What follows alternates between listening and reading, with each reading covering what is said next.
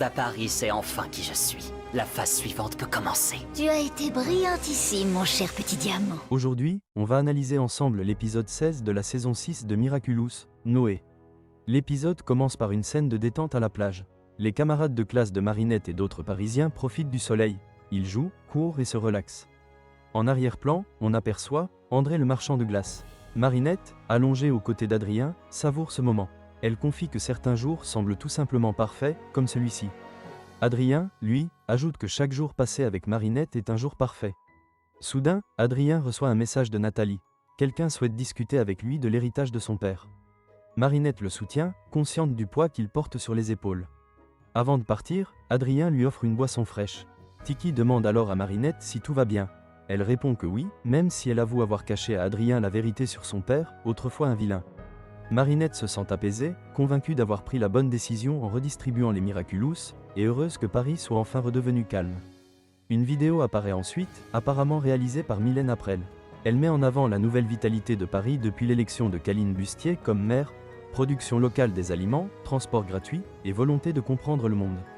Mylène explique aussi que Madame Bustier a créé un conseil des enfants pour donner la parole à tous, encourageant même le reste du monde à suivre l'exemple parisien. Mais ailleurs, une organisation secrète réagit à cette vidéo, visionnée des milliards de fois. Elle représente une menace pour leur plan, et ils décident de reprendre le contrôle, sans qu'on sache encore comment. On retrouve ensuite Fred Aprel, le père de Mylène, divertissant des enfants avec son talent de mime.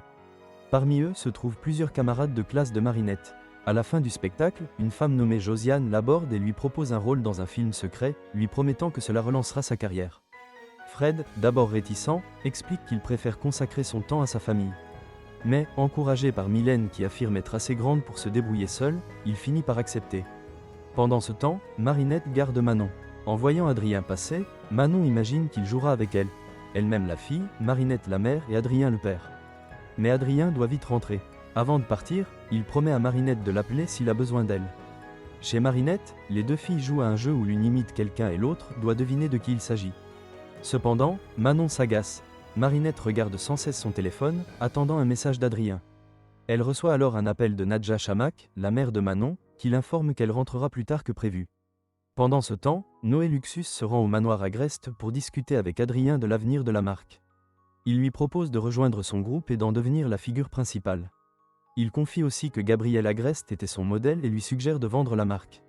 Nathalie pense que c'est une opportunité à saisir, mais elle commence aussi à s'inquiéter. De son côté, Mylène s'inquiète. Son père, parti pour son « entretien », n'est toujours pas rentré. Mulot tente de la rassurer. Quand Fred rentre enfin, il fait semblant d'être bouleversé avant d'éclater de rire. Il a décroché le rôle. Mylène, émue, lui dit que leur mère aurait été fière de lui. Peu après, Adrien appelle Marinette pour lui demander s'il peut venir chez elle, ce qu'elle accepte. Fred découvre alors le scénario du film, et l'horreur. Il raconte une histoire où Monarque, Ladybug et Chat Noir travaillent ensemble, présenté comme inspiré d'une histoire vraie. Fred refuse le rôle, mais Josiane lui rappelle qu'il a déjà signé le contrat. Mylène décide alors d'agir. Chez Marinette, Adrien lui confie qu'il hésite à vendre la marque. Manon interrompt en demandant « Quel héros a vaincu Monarque ?» ce qui met Adrien mal à l'aise. À ce moment, Mylène appelle Marinette pour qu'elle se retrouve. Lorsque toute l'équipe est réunie, Marinette, Adrien, Nadja Chamak, Manon, Mylène et Fred, ces deux derniers commencent à expliquer l'intrigue du film. Marinette et Adrien déclarent que, s'il était Ladybug et Chat Noir, il serait furieux. Au studio de télévision, Arlette présente Nadja à leur nouvel actionnaire, Noé Luxus. Nadja le reconnaît aussitôt. L'équipe s'attend à ce que la vérité éclate à la télévision. Mais surprise, Nadja est remplacée par Monsieur Banane, le nouvel animateur.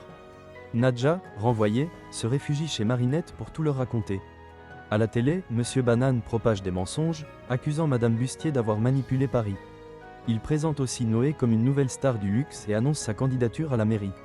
Adrien découvre alors que Noé souhaite racheter la marque Agreste et qu'il est également le producteur du film.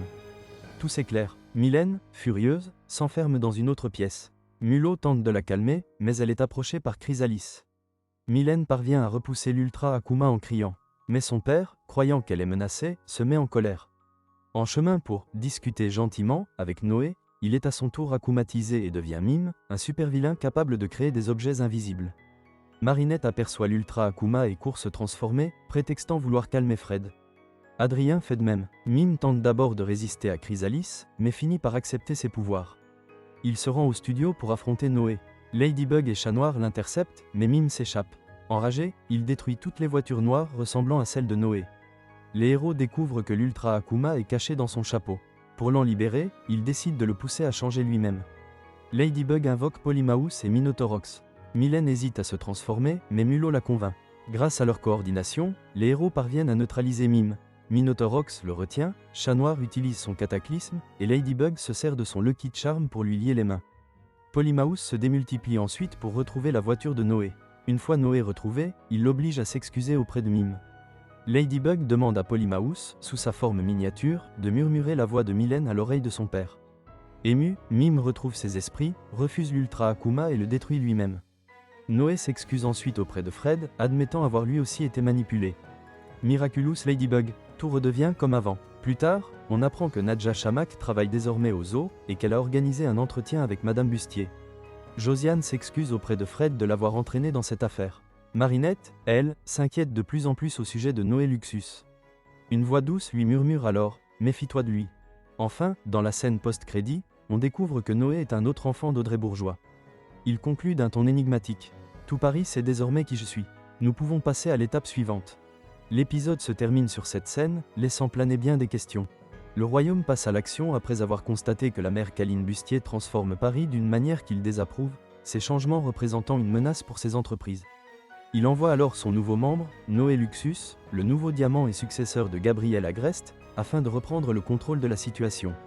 Noé approuve la production d'un film destiné à diffamer Ladybug et Chat Noir, en faisant croire aux Parisiens qu'ils sont des super-vilains alliés à Monarque, cherchant à être vénérés comme des héros, tandis que Gabriel Agreste serait présenté comme un héros incompris tentant de contrecarrer leur plan.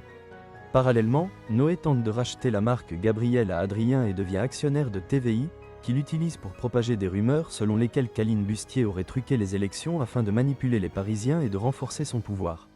Il emploie la même méthode que Chloé dans Collusion, en faisant passer les héros pour les méchants alors qu'ils ne le sont pas. Il s'avère que ces actions visaient principalement à se promouvoir auprès du public comme le nouveau roi du luxe, avec l'aide d'Audrey Bourgeois, révélé comme membre de l'organisation secrète et mère de Noé. On apprend ainsi qu'Audrey Bourgeois avait eu un fils avant d'épouser André, nommé Noé Luxus, faisant de lui le demi-frère aîné de Chloé et Zoé. On en découvre également davantage sur Mylène et son père Fred. Mylène est devenue le visage de la jeunesse parisienne, soutenant les réformes entreprises par Caline Bustier. Fred, souvent absent autrefois à cause de son métier d'acteur, a mis sa carrière entre parenthèses après le départ de sa femme pour se consacrer à l'éducation de Mylène. Malgré la séparation, leur relation reste bonne. Mylène affirme qu'elle serait heureuse de voir son père relancer sa carrière, ce qui laisse entendre que sa mère a simplement quitté Paris après le divorce, sans rupture familiale définitive. Enfin, bien que Noé prétende avoir lui aussi été piégé par le scénario du film, Marinette reste méfiante et décide d'être plus prudente à son égard. Alors, qu'avez-vous pensé de cet épisode ? Dites-le moi en commentaire, et si tu es nouveau ici, n'oublie pas de t'abonner et d'activer la cloche pour ne rien manquer. On se retrouve très bientôt pour une nouvelle analyse. Bye!